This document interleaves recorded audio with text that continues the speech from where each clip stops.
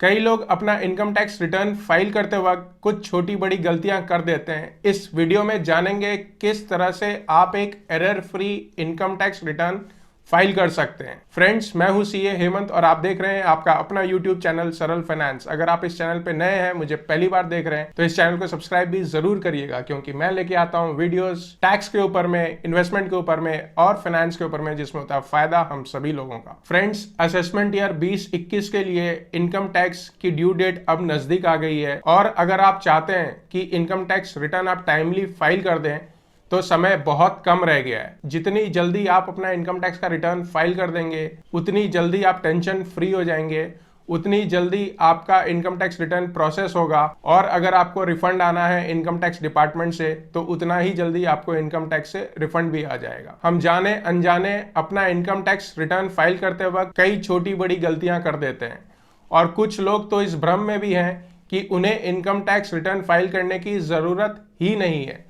तो सबसे पहले तो हम ये जानते हैं किन लोगों को अपना इनकम टैक्स रिटर्न दाखिल करना जरूरी होता है। जैसा आप लोगों को पता है 5 लाख रुपए तक कोई भी टैक्स देने की जरूरत नहीं है। तो लोग ये सोचते हैं कि अगर उनकी इनकम 5 लाख रुपए से कम है तो उनको अपना इनकम टैक्स रिटर्न फाइल ही नहीं करना है।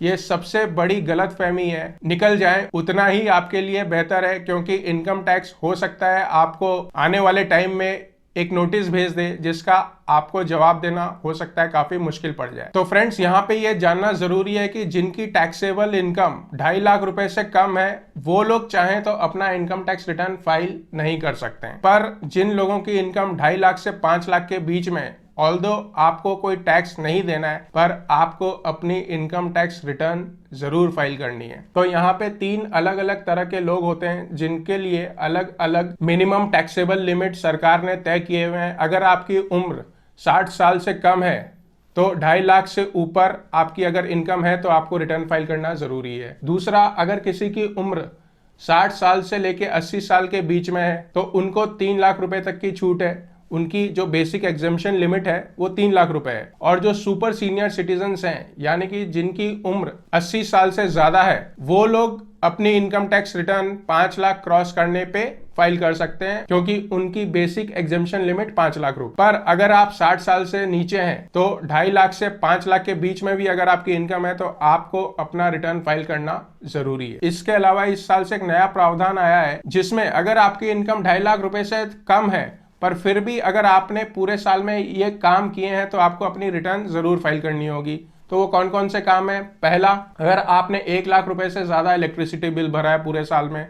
दूसरा, अगर आपने फॉरेन ट्रैवल किया है और उस फॉरेन ट्रैवल पे 2 लाख रुपए से ज्यादा खर्च किया है। तीसरा, अगर आपने अपने अकाउंट में 1 करोड़ रुपए से ज्यादा जमा किया है तभी भी आपको अपनी रिटर्न भरनी जरूरी है, चाहे आपका जो इनकम है वो 2.5 लाख रुपए से कम ही क्यों ना हो। इसके अलावा इंडिया के बाहर अगर आप कोई एसेट ओन करते हैं तो भी आपको अपनी इनकम टैक्स रिटर्न फाइल करनी जरूरी है। और लास्ट में, अगर आपको कैपिटल गेन हुआ है जो कि बेसिक एग्जेम्पशन लिमिट के ऊपर है तो भी आपको अपनी इनकम टैक्स रिटर्न फाइल करनी जरूरी है, चाहे आपकी इनकम 2.5 लाख रुपए से कम ही क्यों ना हो। तो दोस्तों, इन बातों का ध्यान रखना बहुत जरूरी है और आपको अपना इनकम टैक्स रिटर्न फाइल करना भी जरूरी है, ताकि आपके पास में income tax department non filing of income tax return का नोटिस ना भेज दे। अब ये तो हो गया कि किन लोगों को रिटर्न फाइल करनी है। जो लोग अपनी रिटर्न फाइल कर रहे हैं वो लोग रिटर्न फाइल करते वक्त बहुत सारी ऐसी छोटी बड़ी गलतियां कर देते हैं जिससे जब आपकी रिटर्न प्रोसेस होती है तो आपको इनकम टैक्स डिपार्टमेंट नोटिस भेज देता है। और यकीन मानिए, इनकम टैक्स डिपार्टमेंट से नोटिस अगर किसी को भी आ जाए, चाहे एक छोटा सा नोटिस आ जाए, चाहे स्क्रूटनी का नोटिस आ जाए, कई रातों की नींद उड़ जाती है। तो हमें ऐसा काम ही नहीं करना है जिससे हमारे पास में इनकम टैक्स से नोटिस आने का चांस बढ़ जाए। तो कुछ ऐसी जरूरी बातें हैं जिनका आप ध्यान रखो अपना इनकम टैक्स रिटर्न फाइल करते वक्त। कोई भी गारंटी से नहीं कह सकता कि अगर आप इन बातों का ध्यान रखोगे तो आपको नोटिस नहीं आएगा, पर प्रोबेबिलिटी नोटिस आने का इनकम टैक्स डिपार्टमेंट से बहुत कम हो जाएगा। 95-98% तक चांस हो जाएगा कि आपको इनकम टैक्स डिपार्टमेंट से कोई भी नोटिस नहीं आएगा। आपकी रिटर्न नॉर्मल कोर्स में प्रोसेस हो जाएगी, आपको जो रिफंड मिलना है वो जल्दी से जल्दी आपके अकाउंट में भी आ जाएगा। तो ऐसी कौन कौन सी बातें हैं जिसका आपको ध्यान रखना है अपना इनकम टैक्स रिटर्न फाइल करते वक्त? सबसे पहले जो लोग गलती करते हैं वो अपना इंटरेस्ट इनकम दिखाने में गलती करते हैं। दोस्तों, जो लोग भी अपना इनकम टैक्स रिटर्न फाइल कर रहे हैं उनके पास एक सेविंग्स बैंक अकाउंट तो होता ही होता है, और सेविंग्स बैंक अकाउंट में आपको पूरे साल में कुछ ब्याज भी मिलता है। अक्सर ये देखा गया है 70 से 80% लोग अपना सेविंग्स बैंक अकाउंट से इंटरेस्ट रिपोर्ट करना अपनी रिटर्न में भूल जाते हैं या इग्नोर कर देते हैं, क्योंकि सभी को मालूम है 10,000 रुपए तक का सरकार ने छूट दिया हुआ है सेविंग्स बैंक इंटरेस्ट के ऊपर में। तो लोग सोचते हैं कि इसको क्यों रिपोर्ट किया जाए, पर नहीं, ये सबसे बड़ी गलती है। आपको जहां से जितनी भी इनकम है, चाहे वो एग्जम्पशन लिमिट के अंदर में ही क्यों ना हो, आपको इनकम टैक्स रिटर्न फाइल करते वक्त उसको रिपोर्ट करना जरूरी है। और रिपोर्ट करने में कोई नुकसान भी नहीं है, क्योंकि उससे आपका टैक्स तो बनेगा नहीं, क्योंकि आप बेसिक एग्जम्पशन लिमिट के अंदर में हो। इसीलिए अपना बैंक अकाउंट देखिए, उसमें देखिए कितना इंटरेस्ट आपको मिलता है, और जितना भी इंटरेस्ट आपको मिला है वो आप रिपोर्ट करिए अपने इनकम टैक्स रिटर्न के अंडर में। यहाँ पे आप दोस्तों स्क्रीन पे देखिए, मैं आपको स्क्रीन पे एक लिस्ट दे रहा हूँ जिसमें मैंने बताया है कि कहाँ कहाँ से जो इंटरेस्ट आपको मिलता है और वो कितना कितना एग्जेम्प्ट है। सेविंग्स बैंक अकाउंट जैसे मैंने बताया 10,000 रुपए तक सालाना टैक्स फ्री है। फिक्स डिपॉजिट से जो भी इंटरेस्ट आपको मिलता है, चाहे 1 रुपये मिले, 100 मिले, 1000 मिले, 10,000 मिले, फुल्ली टैक्सेबल है। आरडी रेकरिंग डिपॉजिट से भी फुल्ली टैक्सेबल है। टैक्स सेविंग एफडी में आपने अगर कोई पैसा लगाया है तो वो भी फुल्ली टैक्सेबल है। नेशनल सेविंग सर्टिफिकेट एनएससी में अगर आप कुछ इन्वेस्टमेंट करते हो तो उस पर जो ब्याज मिलता है वो भी फुल्ली टैक्सेबल है। किसान विकास पत्र फुल्ली टैक्सेबल है। सीनियर सिटीजन सेविंग स्कीम में आपने पैसा लगाया है, उस पर जो ब्याज मिलता है वो भी फुल्ली टैक्सेबल है। हाँ, पीपीएफ में, सुकन्या समृद्धि अकाउंट में और टैक्स फ्री बॉन्ड से अगर आपको कोई भी ब्याज मिलता है तो वो टैक्स फ्री होता है। पर टैक्स फ्री का ये मतलब नहीं है कि आपको रिपोर्ट नहीं करना है। रिटर्न फाइल करते वक्त इनकम फ्रॉम अदर सोर्सेज में इंटरेस्ट इनकम रिपोर्ट करनी होती है। वहाँ पे आपको जहाँ जहाँ डिफरेंट सोर्सेज से इंटरेस्ट मिला है वो आपको रिपोर्ट करना है, चाहे वो टैक्सेबल हो चाहे वो टैक्स फ्री हो। इस बात का ध्यान रखना बहुत जरूरी है। दूसरी बात जो ध्यान देने की अपना रिटर्न फाइल करते वक्त, अपना रिटर्न बनाने से पहले फॉर्म 26AS जरूर गो थ्रू कर लें एक बार। आजकल कोई 10-11 पॉइंट्स हैं जिसके अंडर में रिपोर्टिंग आ रही है 26AS के अंडर में, तो वो एक बार आप जरूर देख लीजिए। वो मिनिमम है जितना आपको अपने रिटर्न में डिक्लेयर करना ही करना है। हो सकता है वहां कुछ गलती से शो हो रहा हो तो उसको आपको करेक्ट करवाना पड़ेगा। हो सकता है वहां जो शो हो रहा है वो आप भूल गए हो, तो इसीलिए 26AS जरूर देखिए अपना इनकम टैक्स रिटर्न बनाने से पहले, और वहां से कोई मिसमैच ना हो। अगर मिसमैच होगा 100% नोटिस आएगा ही आएगा आपके पास में, और आपको क्लैरिफिकेशन रिप्लाई फाइल करना ही पड़ेगा। तो बेटर यह है कि पहले ही देख लीजिए और उसको अपनी इनकम टैक्स रिटर्न में अकाउंट फॉर कर लीजिए। यहाँ पे आप फिर से स्क्रीन पे देखिए, मैं आपको बता रहा हूँ 26AS में कौन कौन सी रिपोर्टिंग्स हैं जो गवर्नमेंट डिक्लेयर कर रही है। पहला, अगर आपने डिमांड ड्राफ्ट या बैंकर चेक इशू किया है पूरे साल में 10 लाख से ज्यादा तो वो रिपोर्ट हो जाएगी। कैश में डिपॉजिट किया है 10 लाख से ज्यादा अपने बैंक अकाउंट में तो भी वो रिपोर्ट हो जाएगा वहां पे। एफडी किया है पूरे साल में 10 लाख से ज्यादा तो वो भी रिपोर्ट हो जाएगा। पर ध्यान रखिएगा, अगर रिन्यूअल हुआ है एफडी आपका तो रिपोर्ट नहीं होगा, लेकिन आपने फ्रेश एफडी किया है 10 लाख रुपए से ज्यादा तो रिपोर्ट हो जाएगा। अब ऐसा नहीं है कि सिंगल ट्रांजैक्शन 10 लाख का होना चाहिए। आपने 1-1 लाख करके 11 बार किया पूरे साल में तो 11 लाख का एफडी हो गया, तो वो 26AS में शो हो जाएगा। तो ये जो लिमिट है ये पूरे साल की है, क्यूमुलेटिव लिमिट है। इसके अलावा किसी बॉन्ड्स में या डिवेंचर्स में आपने 10 लाख से ज्यादा इन्वेस्ट किया है तो रिपोर्ट हो जाएगा। कोई आईपीओ में आपने 10 लाख से ज्यादा इन्वेस्ट किया है तो रिपोर्ट हो जाएगा। कोई शेयर्स बाईबैक किया है 10 लाख से ज्यादा तो रिपोर्ट हो जाएगा। किसी म्यूचुअल फंड स्कीम में इन्वेस्ट किया है 10 लाख से ज्यादा तो वो रिपोर्ट हो जाएगा। फॉरेन करेंसी परचेज किया है 10 लाख से ज्यादा वो रिपोर्ट हो जाएगा। कोई आपने प्रॉपर्टी खरीदी है 30 लाख से ज्यादा तो वो रिपोर्ट हो जाएगा वहां पे। और अगर आपने 2 लाख से ज्यादा कैश रिसीव किया है किसी से तो वो रिपोर्ट हो जाएगा वहां पे। फॉर एग्जांपल, जैसे आप बैंक गए, बैंक से 2 लाख से ज्यादा विड्रॉ कर लिया कैश, तो वो रिपोर्ट हो जाएगा। तो ये कुछ फाइनेंशियल ट्रांजैक्शंस है जो फॉर्म 26AS में टीडीएस के अलावा रिपोर्ट हो रही हैं। बाकी वहां पे आपका जिस लोगों ने टीडीएस काटा है वो तो रिपोर्ट होता ही है, पहले से रिपोर्ट होता आ रहा है। उन्होंने कितनी इनकम आपके अकाउंट में क्रेडिट की है वो रिपोर्ट होता है। तो इनकम उससे आपकी कम नहीं होनी चाहिए। सेक्शन देखिए वहां पे किस सेक्शन में आपको इनकम आ रही है, क्या वो इंटरेस्ट पे आ रही है, सैलरी से आ रही है, एज कॉन्ट्रैक्टर आ रही है। तो ये देखिए कि 26AS क्या रिपोर्ट कर रहा है, और रिटर्न फाइल करते वक्त इन बातों का ध्यान रखें तो आप अपने लिए इनकम टैक्स से नोटिस आने का प्रोबेबिलिटी बिल्कुल खत्म कर देंगे। इसके अलावा जो ज्यादातर नोटिसेस आ रहे हैं लोगों को वो कैपिटल गेन की रिपोर्टिंग को लेके आ रहे हैं। खास तौर पे जो लोग शेयर्स म्यूचुअल फंड्स में इन्वेस्ट करते हैं वो अगर शेयर्स को बेच रहे हैं, खरीद रहे हैं रेगुलर बेसिस पे, तो इस साल से एक नया शेड्यूल आ गया है, शेड्यूल 112A,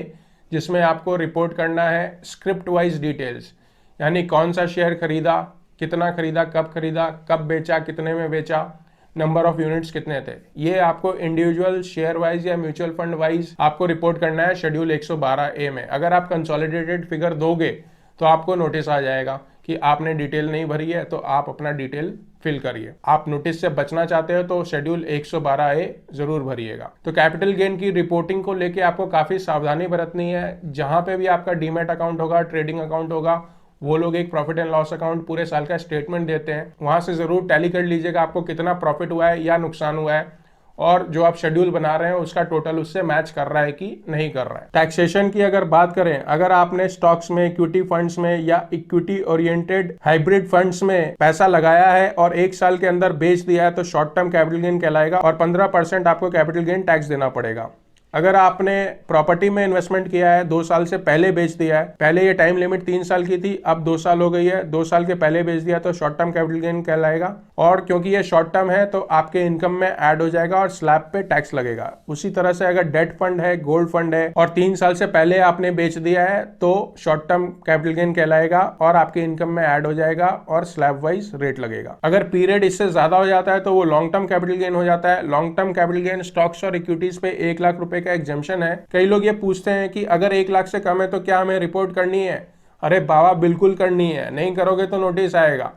इसीलिए चाहे आपको प्रॉफिट 10,000 रुपए का ही क्यों ना हुआ हो, 1,000 रुपए का ही क्यों ना हुआ हो, आपको रिपोर्ट करना है, स्क्रिप्ट वाइज रिपोर्ट करना है, 112A में रिपोर्ट करना है। और अगर लॉस हुआ है तो भी आपको रिपोर्ट करना है ताकि वो कैरी फॉरवर्ड हो जाए, अगले साल जो प्रॉफिट हो उससे वो एडजस्ट हो जाए तो आपको ही फायदा होगा। तो रिपोर्ट जरूर करिए, नहीं करोगे तो नोटिस भी आ जाएगा। उसी तरह आप अगर डेट फंड या प्रॉपर्टी में इन्वेस्ट करते हो, आपने बेचा अपनी प्रॉपर्टी को, डेट फंड को, आपको प्रॉफिट हुआ, लॉन्ग टर्म कैपिटल गेन हुआ, तो आपको 20% का टैक्स देना पड़ेगा। इसके अलावा अगर आप फ्यूचर एंड ऑप्शन में ट्रेड करते हो तो दोस्तों यहाँ पे कई लोग बहुत बड़ी गलती एक करते हैं। फ्यूचर एंड ऑप्शन में जो लोग ट्रेडिंग करते हैं वो उनकी बिजनेस इनकम कहलाती है और वो कैपिटल गेन के अंडर में नहीं आता है। फ्यूचर एंड ऑप्शन में एक ट्रांजैक्शन का वैल्यू ही इतना बड़ा होता है। टैक्स ऑडिट कराने भी ज्यादातर 99% लोगों को, जो लोग रेगुलर बेसिस पे फ्यूचर एंड ऑप्शन में ट्रेड करते हैं, उनको अपना टैक्स ऑडिट किसी सीए से कराना जरूरी है। कई लोगों को नोटिस आया है पिछले साल जिन्होंने फ्यूचर एंड ऑप्शन में ट्रेड किया है पर टैक्स ऑडिट नहीं कराया। टैक्स ऑडिट नहीं कराने का बहुत बड़ी फाइनेंशियल पेनल्टी है, उससे बचिए। फ्यूचर एंड ऑप्शन में ट्रेड करते हो तो आप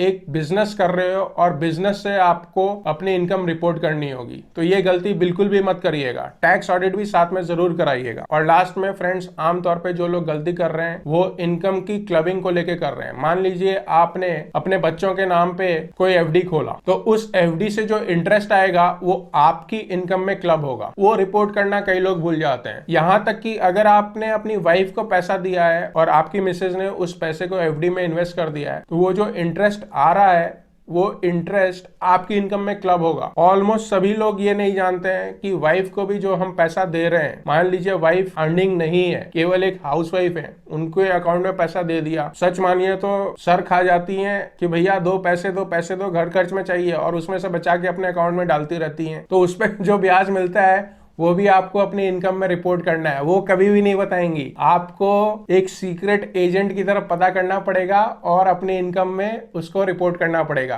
तो ये गलती भी बिल्कुल भी मत करना। अगर नोटिस आ गया तो भैया इंटरेस्ट पेनल्टी सब देना पड़ेगा और अपनी मिसेज को आप खरी खोटी सुना भी नहीं पाओगे। तो बेटर यही है उसको अपनी इनकम में रिपोर्ट करके चलो ताकि कोई भी नोटिस ना आए। तो फ्रेंड्स, ये कुछ बातें थी जिनका आपको ध्यान रखना है। अपना इनकम टैक्स रिटर्न फाइल करते वक्त इन बातों का ध्यान रखोगे तो आपको कभी भी नोटिस नहीं आएगा। खैर, ऐसा तो नहीं बोल सकते कि कभी भी नोटिस नहीं आएगा, पर नोटिस आने की प्रोबेबिलिटी जो है वो बिल्कुल मिनिमम से मिनिमम हो जाएगी।